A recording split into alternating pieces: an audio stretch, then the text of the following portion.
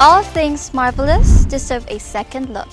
And here in Pangasinan, we say, lingaw mo, which means lingunin or look back.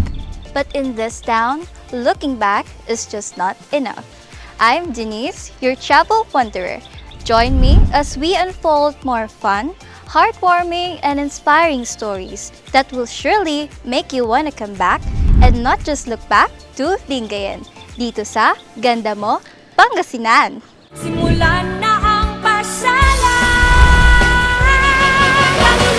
Pumasyal sa Pangasinan, balikan ang lahat ng pagpasaya. Kalula, klasin ang taglay na ganda. Siguradong mag-enjoy ka. Kalula, pumasyal sa Pangasinan, balikan ang lahat ng pagpasaya. Kalula, klasin ang taglay na ganda. Siguradong mag-enjoy Pangasinan!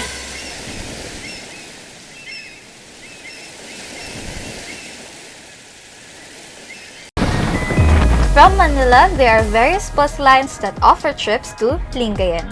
The Gupan bus takes the Manila-Lingayen route. You can also take daily buses to the Gupan, and from the Gupan, catch a bus or jeepney to Lingayen.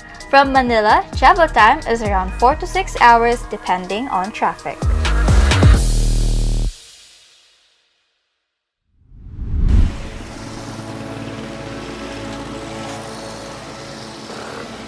Ang Lingayen is the capital town of this great province of Pangasinan. It is very rich in culture, in history, and traditions, which we are very proud of as Lingayenenses. So, being a capital town of this great province, we would like to feature quality public service and good governance. It is a source of pride of many Filipinos, not only Lingayenenses, not only Pangasinenses, but all over the world. In fact, we feel right now the influx of many balikbayans, tourists, visitors as well, no? Learning that Lingayen has many things to offer. We are very proud of our people of Lingayen. In fact, all over the world, we are spread out. And people from the different places found time to be together in coming over and showcase the best of Lingayen and its products. No? We started with Arangkada Lingayen. That is a tagline which is known all over, even the children. They know that it is associated with our administration because for a long time, we wanted Lingayen to move up, level up to the trend of times. No? The story of the municipality. As far as I can recall, when I was a small boy, ang kwento ng aking lolo ay mayroong malaking puno dyan sa tapat ng simbahan. A little bit closer to the plaza, now plaza. Pag dumadaan dyan, napapalingon. And we call it in Lingayen, in dialect as lingawen. No? Lingon is lingawen. So, nililingaw-lingawen. No? So, it's some people somehow found it convenient to call it Lingayen. Gusto kong magpasalamat sa taong bayan, sa lahat ng mga kababayan natin, hindi lang dito sa Lingayen, kundi sa buong Pangasinan. And to all people around the world to come and see for yourselves what Lingayen, the capital town of this great province of Pangasinan, can offer to each and every one of you.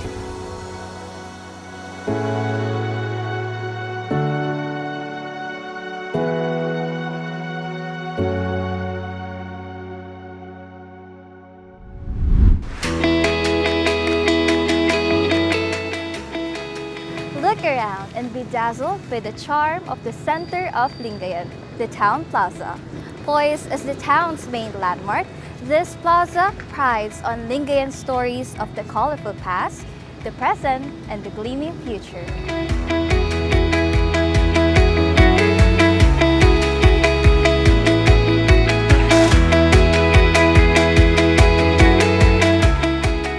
pangalang Lingayen ay galing sa dialect na Lingayen, meaning to say to look back. Kasi dahil doon sa huge tamarind tree na very tall, yung pag dumadaan yung mga tao, parang they cannot help but to look back.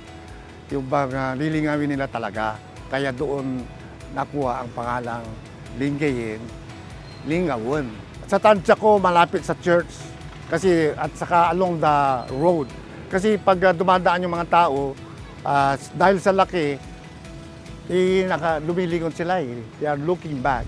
Centuries ago, somewhere around where the town plaza is currently located, a corpulent tree once stood high and mighty among other trees, and it was so breathtaking that it attracted people to take a second glance. Siyempre sa tagal na rin yung katandaan na nila, nagdi-deteriorate yung mga kwan nila, yung trunk, at saka siguro sa pagdating ng mga development ng town, kaya inalis na siguro. Ay matagal na yun, siguro during Spanish time na yun 1600. Very important ito para at least yung mga estudyante natin, yung mga kabataan natin, alam nila kung paano nakuha ang pangalan ng Lingayen. Very important.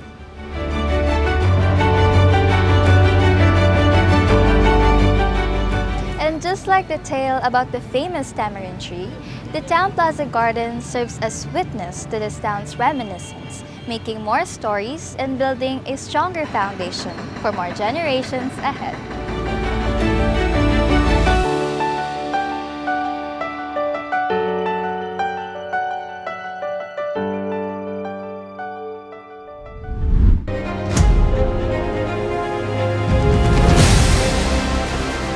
Look over! Another must-see historic spot is at the far end of the scenic baywalk. The spot that was reshaped for a man's escape is the same spot that would capture the curiosity of people with limitless imagination.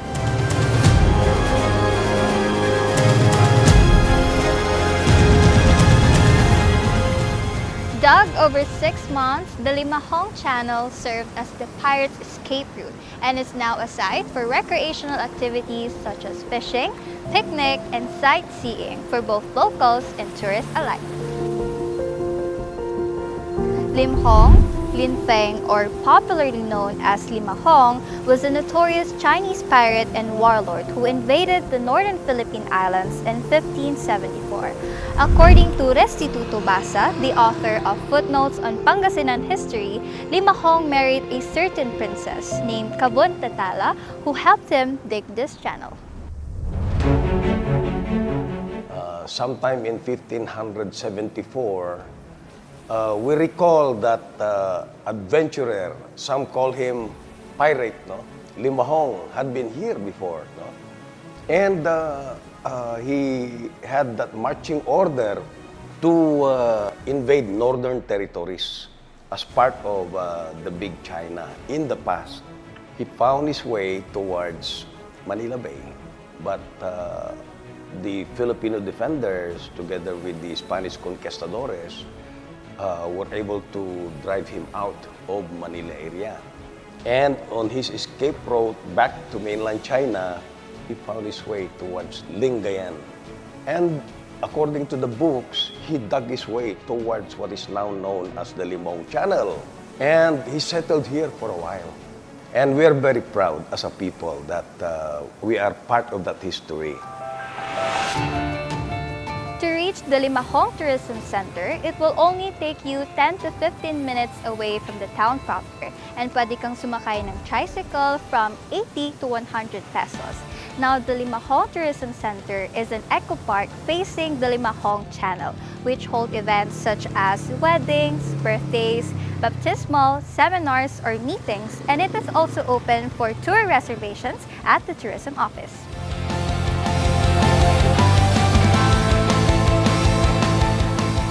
Time becomes well spent when you get to do many things alone or accompanied. Learn part of history, enjoy every scenery. Now that's time well spent with quality.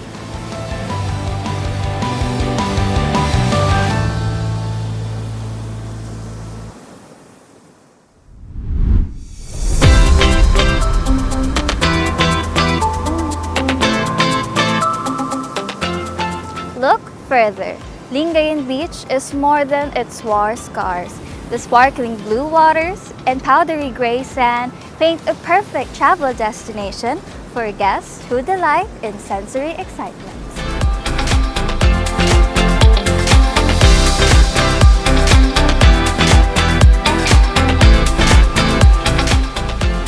Maganda rito kasi sa ating beach is yung fresh air, and that's why usually every morning makikita natin ang mga bata dinadala rito ng kanilang mga magulang. They play and inaano nila ang ating fresh air para nga maganda sa kalusugan niya ng mga bata. Of course, yung fishing namin dito, ang fisher folks namin dito, malaking factor yon sa amin, sa mga locals. Marami kami dito mga fisher folks. And ito nakakapagbigay sa amin ng mga magandang kabuhayan and produce.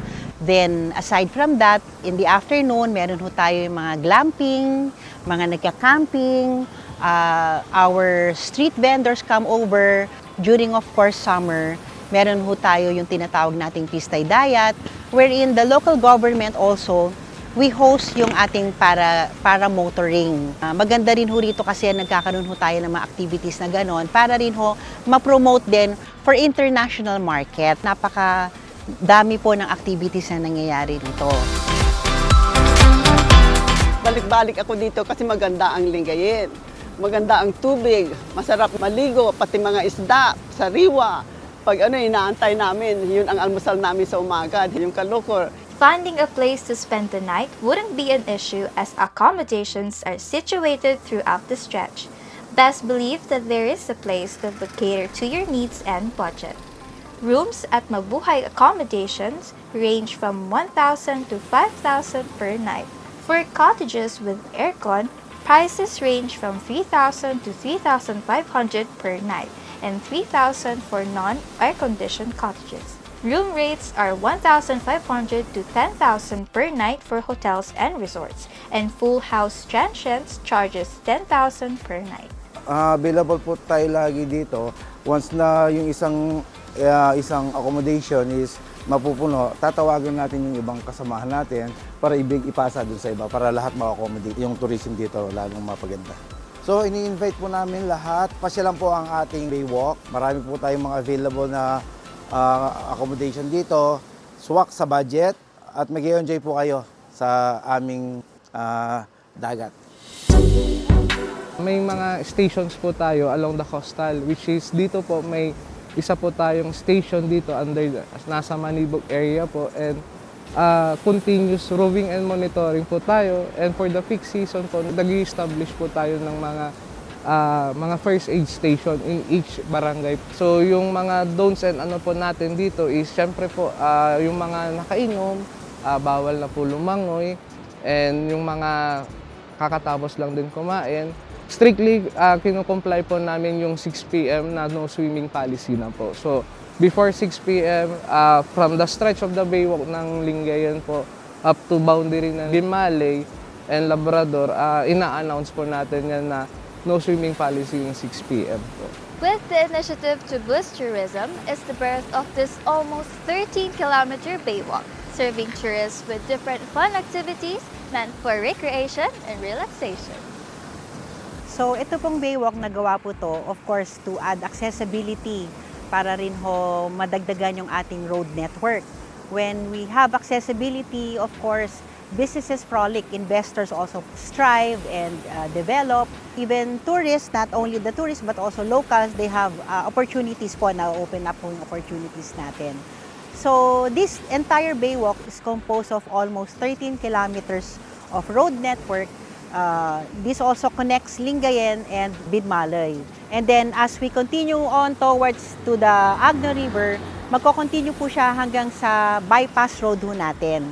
So napakalaking road network po siya, which is napakaganda pong development po natin dito sa Lingayen, as it will have more access to other nearby towns as well.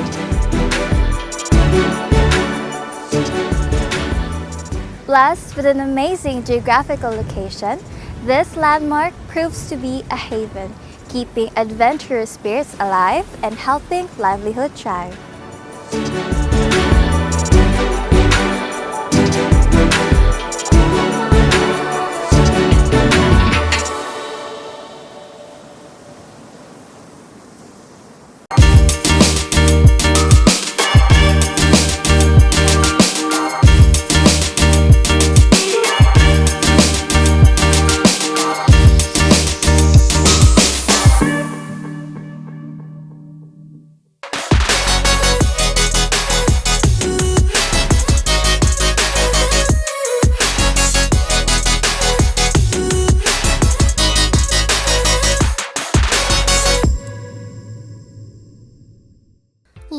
Hotel, Camp John Hay, your gracious host in Baguio City.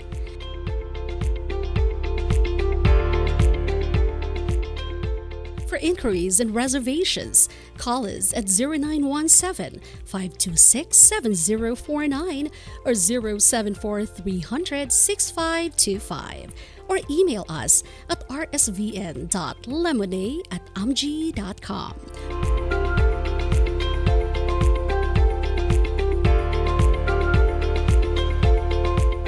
Lemonade Hotel, your gracious host in Baguio City.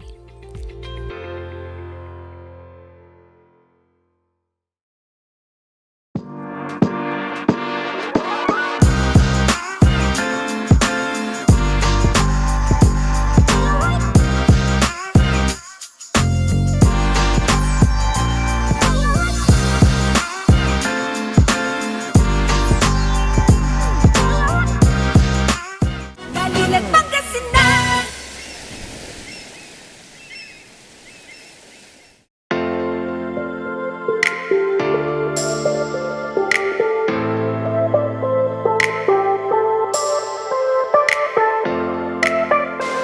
Look beyond. There are a plethora of things Lingayen have in store for us. Feel the warmth of Filipino dining experience with this unique flavor, sourced from the sea, processed in the hands of ever hardworking locals, and presented to the world by this reliable town.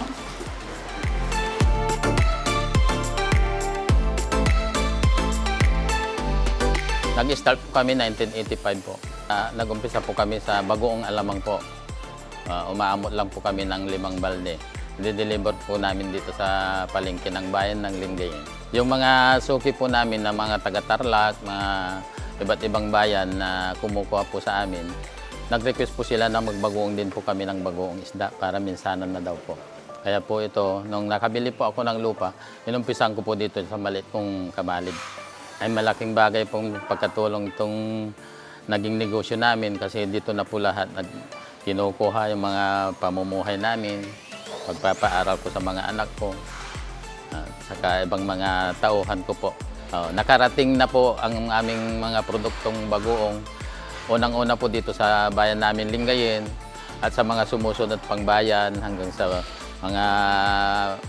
mga Tarem, Tarlac, hanggang po sa Manila at ibang lugar po sa Visayas. Ay masarap po sa pakiramdam po na ako po ay isang nagbabagoong lang, umasinso po sa maliit na kapital at naging ganito na po yung bagoong namin. Masasabi ko lang po sa mga gustong mag-umpisa ng magbagoong, dapat po may sipag at tiyaga po lamang. Maabot po ang mga pangarap din nila, katulad ko.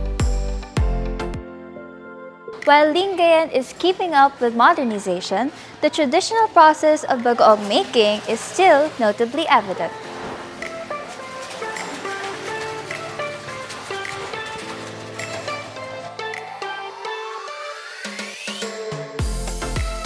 Lingayen is famous for bagoong making. Kaya yung in-adapt nilang product. Although there are other industries dito katulad ng furniture, pero mas prevalent yung bagoong kasi medyo malaki ang sakop eh. Umaabot hanggang US, ganyan, nag-export tayo. Kaya yun ang pinili ng bagoong kasi Lingayen is famous for bagoong, di ba? Kaya yan ang ginawang product natin.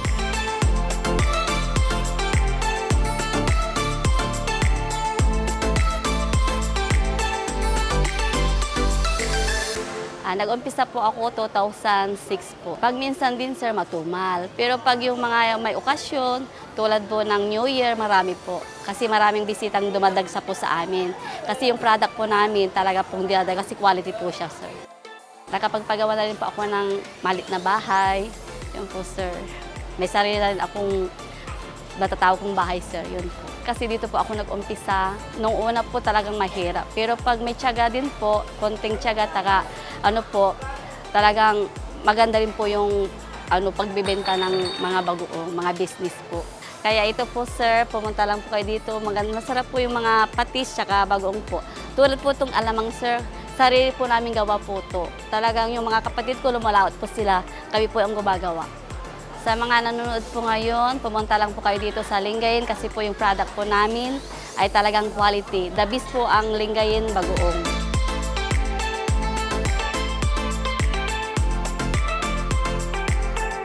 The bagoong industry of Lingayen tells us the story of Lingayenensis character.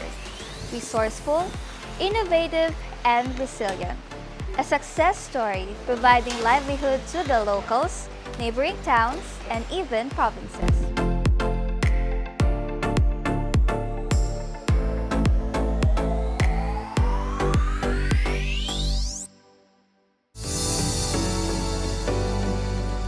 Another gem worth recognizing is the sweet treat known to many as Sundot Galangot.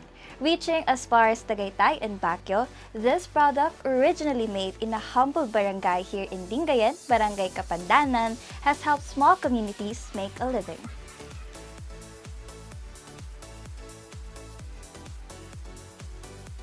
Matagal na po ito, sir. Nagmula noon pa nung mana namin sa lola namin, lolo namin. Pinagpatuloy namin ito, sir, kasi ito nang hanap buhay namin. Kami po yung bumibili ng mga gamit-gamit po, sir.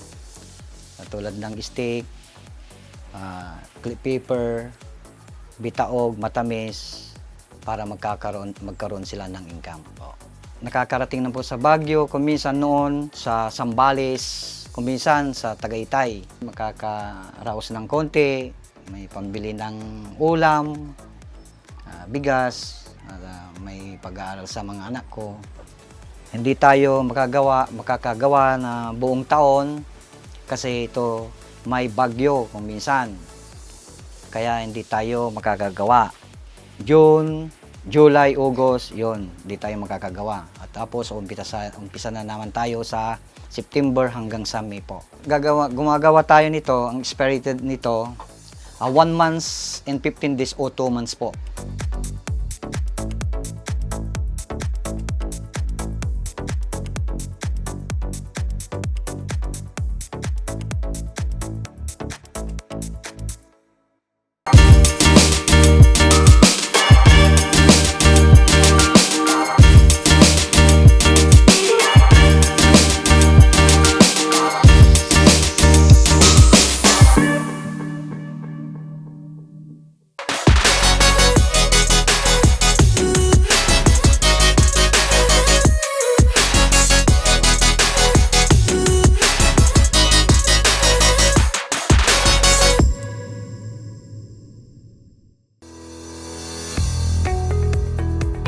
Looking for a place to stay in Baguio City? Find your calm at Hotel Supreme. A good dip at their pool.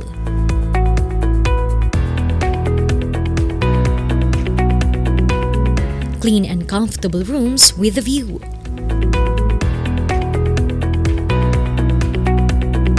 Accommodating staff.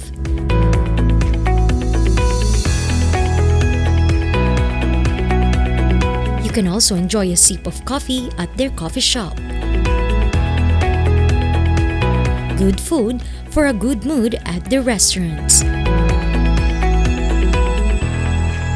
Spacious halls for events, and many more. A perfect balance of business and relaxation, all at Hotel Supreme. Dalilan Pangasinan!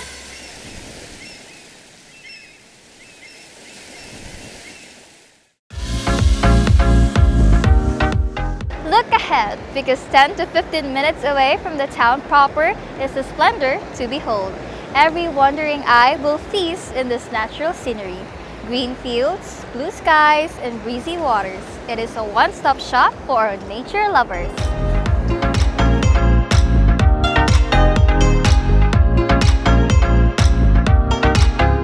Madali lang marating itong Stanza Beach. Kailangan mo lang sumakay ng tricycle for 45 pesos per head, pati ka rin mag-arkala for 200 pesos.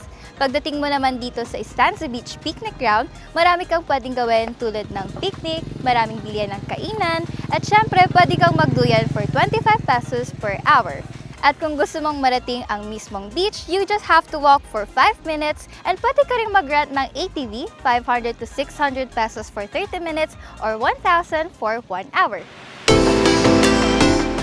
Napakaganda naman. Tapos hindi po masyadong crowded. Para balikan yung mga tanawin, mga pasyalan dito sa Pangasinan, Lingayen. Para balik-balikan po kasi ito, sir. Bali nyo. Sobrang ganda po kasi ng view. Kami po ay 24/7 na nag-monitoring and roving po dito sa area ng Lingayen Beach area. Sinasabihan po namin yung ating mga bisita, ang ating mga kababayan na mag-ingat po, ang kanilang safety ang iniisip po namin. Do's and don'ts po natin dito sa stanza. So ginagawa po namin kapag nagtaas po ng gale warning ang ating pag-asa. So sinasabihan po namin sila na wag na po masyadong lumayo sa area po ng beach. Yung mga nakainom, hindi po mag-swimming po sa ating beach area. Sinasabihan din po namin yung mga magulang na kailangan bantayan ang kanilang mga anak para sa kanilang kaligtasan. Ang oras po dito ang pinapatupad ng ating LGU Lingayen together with LDRMO. So 6 a.m. and 6 p.m. So beyond 6 p.m. wala na pong naliligo sa ating area. Dito po sa Estancia, so ino-open po namin ng 3,800 po. Usually nagkakampo tayo ng 5 to 20 minutes. Yun po, hanggang kaya pa ng client. Kung hindi nasusuka, kaya pa iikot. So ang kaganda ng paramotor, pwede tayo mag-tour. Pwede sa baywalk, sa mga bundok, malayuan, pwede po yun. Sa at the back, meron po tayong malawang na playground doon. Meron din po tayong ino-offer na wheel launch. Ibig sabihin, nakaupo lang po yung guest. Yung gagawin lang niya, smile and mag-relax. Yun po maglilipad sa amin. Fee po natin doon is 3,800. Pag nasa taas po tayo, wala kang masabi sa kagandahan ng lugar kasi all-in-one na po dito. Meron yung beach, meron tayong playground na napakalaki, parang New Zealand. Meron din tayong napakaganda dito na lagoon, which is pwede kang magkayak. Meron din po tayo ATV sa likod. So, all-in-one po ang Estancia Beach para sa mga tourists. Kung gusto mo experience yung mga ganito activity, punta lang po sa Estancia. Sunsets are magical. They make you feel emotional with the music of the waves, but you'll even be sentimental. And poetic as it may seem, one thing you'll feel in a stanza is gratefulness for everything beautiful.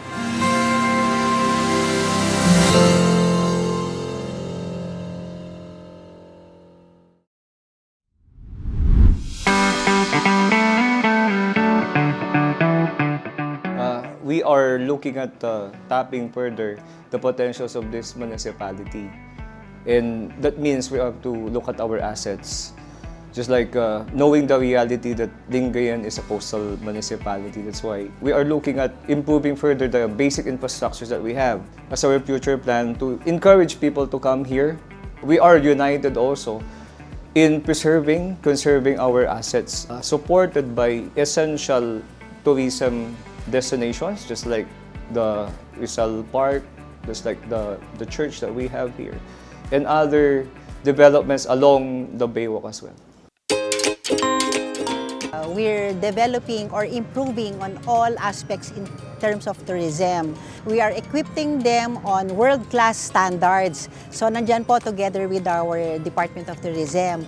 Dito po, even our private sector, very active po ang aming mga associations, ang aming mga market vendors, even yung mga small businesses, our bagoong manufacturers, even our TODA, our fisher folks, we come up with projects for them to be proactive with us. Inaanyayahan ho namin lahat po tayo na bumisita po dito sa capital town of the great province of Pangasinan, Lingayen. Tikman po ang aming napakasarap na bagoong at maramdaman nyo po ano po ang asset ng aming Lingayen ay ang amin pong mga locals, ang aming mga residente, ang aming mga Lingayense. So maraming salamat po and we hope to see you soon.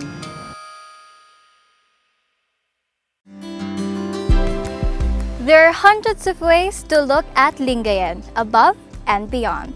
And as this captivating town sets its engine to fly high, the Lingayenenses stand with their heads held high, looking forward in welcoming you to Pangasinan's capital town. As a child, I remember hearing about the story of the tamarind tree that marked the growth of my hometown, Lingayen. Through this journey, I was able to rediscover more of my town's history, people, and culture. And while Lingayen is mostly known for our world-class bagoong, There are a lot more things worth seeing in this town, such as its natural beauty and hard-working people. I am very proud to say that my town and everything it stands for is what's keeping me on the ground, but also inspires me to soar higher. And I know that wherever life takes me, I will always look back to my home, Lingayen.